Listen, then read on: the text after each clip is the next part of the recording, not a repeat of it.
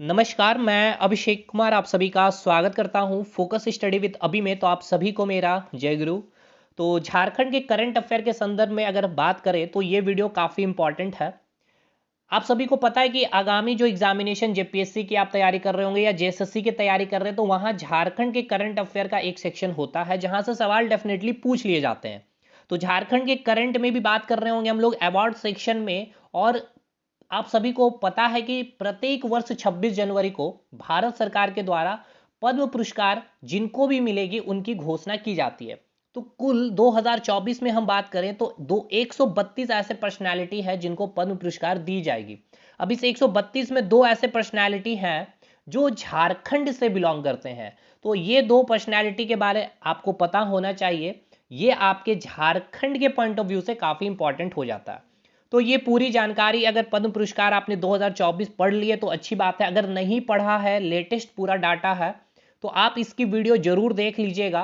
15 minute का session है, पूरा स्टैटिक फैक्ट से लेकर के 132 पर्सनैलिटी में आपको कितना चीज याद करना है और कितनी पर्सनैलिटी के बारे आपको याद करनी है और इंपॉर्टेंट एमसीक्यू के साथ मैंने कराया है। वीडियो लिंक आपको कमेंट सेक्शन में मैंने पिन कर दिया है। इसके साथ साथ आप में से जो लोग भी जेपीएससी या जेएसएससी की तैयारी कर रहे हैं तो आप हमारे टेलीग्राम ग्रुप से जरूर ज्वाइन कर लीजिएगा। आपको उसका भी लिंक डिस्क्रिप्शन बॉक्स में मिल जाएगा। चलिए बात करते हैं झारखंड से, लेकिन एक चीज इससे पहले जान लीजिए। जो 132 जो घोषणा की गई है पर्सनैलिटी की जिनको पद्म पुरस्कार दिया जाएगा, पद्म पुरस्कार को हम 3 सेक्शन में बांटते हैं। जैसे आप सभी को पता है कि भारत का प्रथम सर्वोच्च नागरिक सम्मान आपका भारत रत्न है, उसी प्रकार दूसरा सर्वोच्च नागरिक सम्मान ऑप्शन वाइज मैंने चीजें बतला रखी है, आप वो वीडियो जब देखेंगे तब। तो दूसरा अगर बोला जाएगा तो पद्म विभूषण, तीसरा सर्वोच्च नागरिक सम्मान पद्म भूषण और चौथा नागरिक सम्मान आपका पद्मश्री है। तो 5 ऐसे पर्सनैलिटी है जिनको पद्म विभूषण दिया जाएगा, 17 पर्सनैलिटी ऐसे हैं जिनको पद्म भूषण दिया जाएगा और 110 पर्सनैलिटी ऐसे हैं जिनको पद्मश्री से नवाजा जाएगा। तो चलिए पद्मश्री 110 जो पर्सनालिटी है, इसी 110 में दो पर्सनालिटी ऐसे हैं जो झारखंड से बिलोंग करते हैं जिनको पद्मश्री का पुरस्कार दिया जाएगा। तो अब उनके बारे हम लोग थोड़ी सी जानकारी ले लेते हैं जो आपके एग्जाम के लिए इंपॉर्टेंट है। सबसे पहले जो आपकी पूर्णिमा महतो, जो आपसे देखिए 3 तरह के सवाल बनेंगे। एक तो पद्मश्री निम्नलिखित में से कौन से पर्सनालिटी या कौन से व्यक्ति हैं जिनको पद्मश्री से नवाजा गया है जो झारखंड से संबंधित है। तो एक आपको नाम याद रखना है पूर्णिमा महतो का और एक नाम याद रखना है चामी मुर्मू जी का, ठीक है ना। अब दूसरा सवाल आपसे ये पूछेगा जाएगा कि पूर्णिमा महतो जो है वो किस क्षेत्र से बिलोंग करती है, यानी कि वो कला के क्षेत्र से बिलोंग करती हैं या स्पोर्ट्स से बिलोंग करती है या सोशल वर्क या फिर पब्लिक अफेयर या फिर साइंस एंड इंजीनियरिंग। तो याद रखना है पूर्णिमा महतो जो क्षेत्र से बिलोंग करती है, जो उनका फील्ड है वो स्पोर्ट्स है। अब स्पोर्ट्स में भी आप याद रखिएगा आर्चरी, ठीक है। और ये कहाँ से बिलोंग करते हैं, किस स्टेट से, तो झारखंड के स्टेट से बिलोंग करते हैं।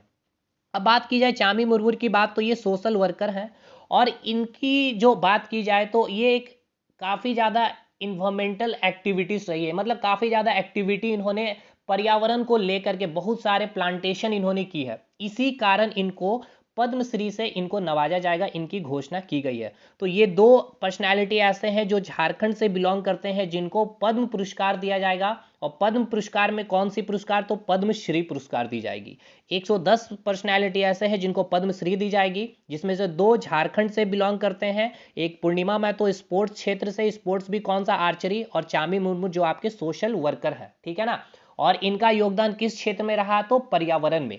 अब अगर आप बिहार के पेपर में बैठ रहे हैं तो बिहार के भी आप नाम याद रख लीजिएगा। हालांकि वो वीडियो जरूर देखिएगा जो मैंने अभी बतलाया, पद्म जो पुरस्कार दी गई है, 15 मिनट का सेशन है, आप उसे देखिएगा। बहुत शानदार वे में मैंने कंटेंट दिया।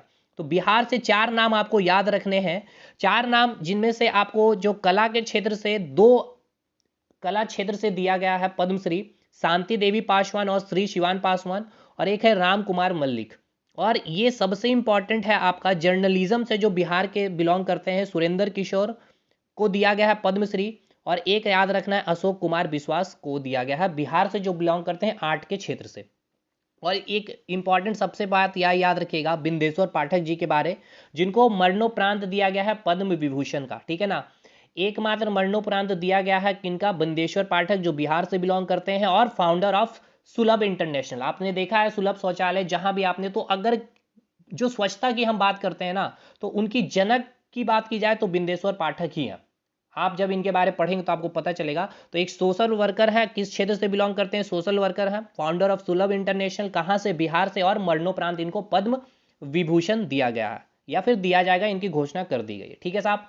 तो चलिए, ये आपके दो नाम याद रखने हैं। आप झारखंड के बात की जाए, और आप में से मुझे पता है कि अगर आप झारखंड जेपीएससी वगैरह में एग्जाम में बैठेंगे तो जरूर बीपीएससी, बिहार एसएससी, सीजीएल वगैरह में आप बैठेंगे तो बिहार के भी ये नाम मैंने एक्सप्लेन कर दिए हैं। एक पूर्णिमा महतो, चामी मुर्मू स्पोर्ट्स में भी आर्चरी, और ये कौन है, चामी मुर्मू तो सोशल वर्कर है। ठीक है भाई। तो टेलीग्राम ग्रुप को ज्वाइन कर लीजिएगा, पीडीएफ वगैरह वहीं मिल जाएगी। मिलते हैं हम लोग अगले वीडियो में, तब तक के लिए धन्यवाद।